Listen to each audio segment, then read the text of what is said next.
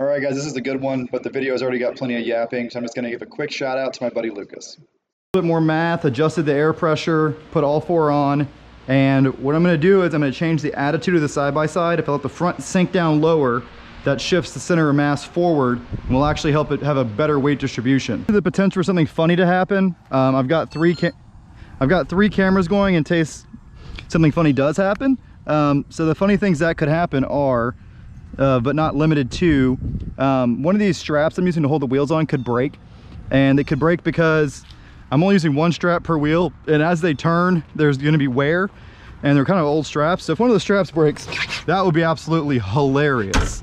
The thing will flip over to be totaled. All right, let's see what happens. I've got the drone recording, I've got that GoPro recording, and I'm recording right here. Yep, so we're good to go.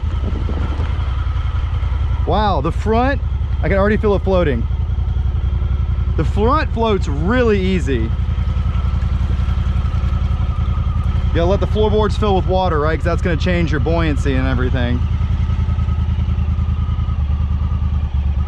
Front is floating well. I'm gonna kind of lean over this way to keep my weight in the center. Oh, dude, it's floating. It is 100% floating.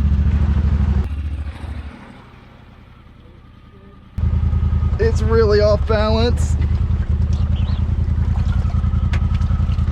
but it is floating. I'm gonna add more flotation to, damn, I can't get to the gas pedal.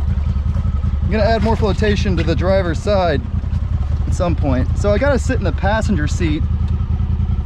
The driver's side has the battery and the engine's also on that side a little bit. I don't have a full tank of gas, so because of those things, oh, it is not very stable. It is just barely floating. Once a whole tire goes underwater, you pretty much lose all your stability.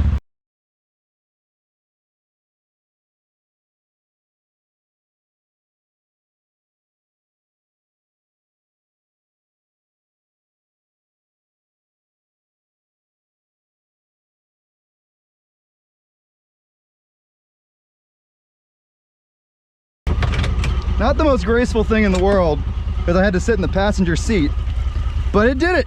Highly successful endeavor.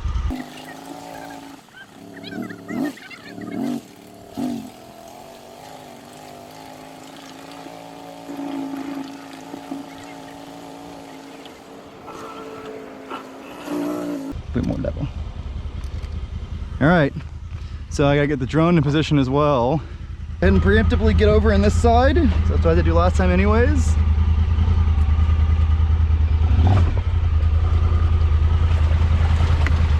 Four-wheel drive engaged, let the water puddle in. You don't get a sudden shift in ballasting.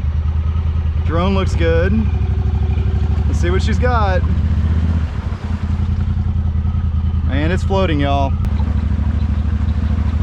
You can feel it grabbing the lily pads and pulling them out of the ground. They get tangled in the tire and it kind of pulls that down, then it breaks them. Keep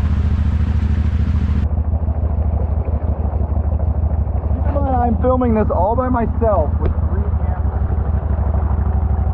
Pretty outstanding. Looks very level with me in this seat. As Ryan Henry would say, Christian, how do you handle this blistering speed? Well, the problem is the lily pads, okay? You can tell it's floating because if it wasn't floating, it'd be stirring up a lot of mud. Keep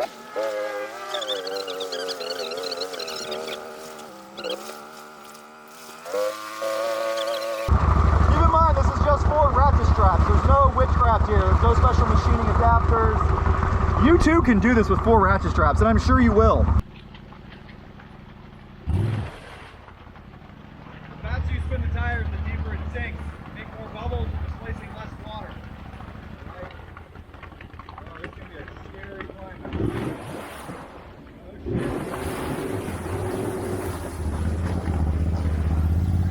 Also, the strap method, I wouldn't try this with some nice wheels you really like. It's probably going to scratch at my wheels pretty good.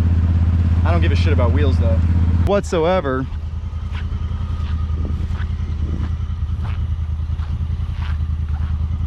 It won't float, they said. You can't float a side-by-side, they said. So per the usual, there's no audio while the drone's flying around. So I'm gonna do a quick voiceover The tires I'm running are the Tarachi Strikers on the inside. On the outside, they're the STI Sand Drifter paddle tires. Very high inflation setup. Neither tire is intended for this, but it works great. And I just ratchet strap them together. It's very simple. I'll show you that in a couple minutes. But it chewed through the lily pads are pretty good. It's a little slow. I'm gonna add a little more flotation via PSI and pool noodles, but highly successful endeavor.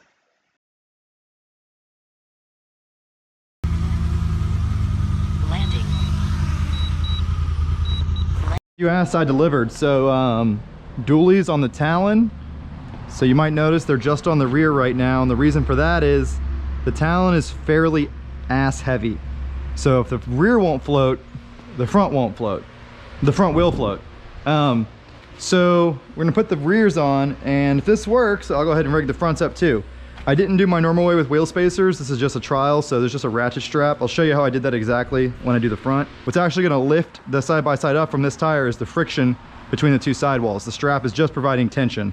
I've done this before, it works okay. Not quite floating.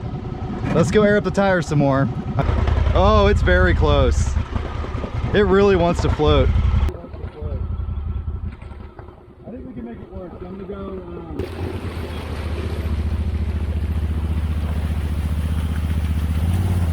Quick, so I just aired up this tire to 35 psi. That's the bead pressure. I have a ratchet strap wrapped through two of the spokes, like you can see there. Hook coming into here.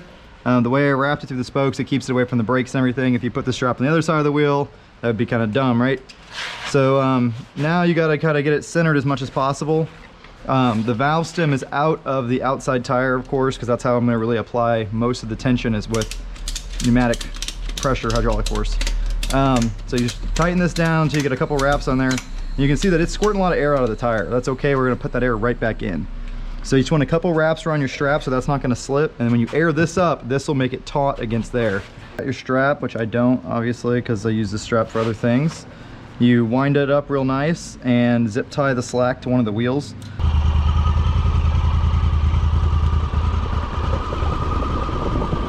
Oh no, it's not floating. You need to find a way to add some additional flotation, because with me out of the side-by-side, the back of it is buoyant.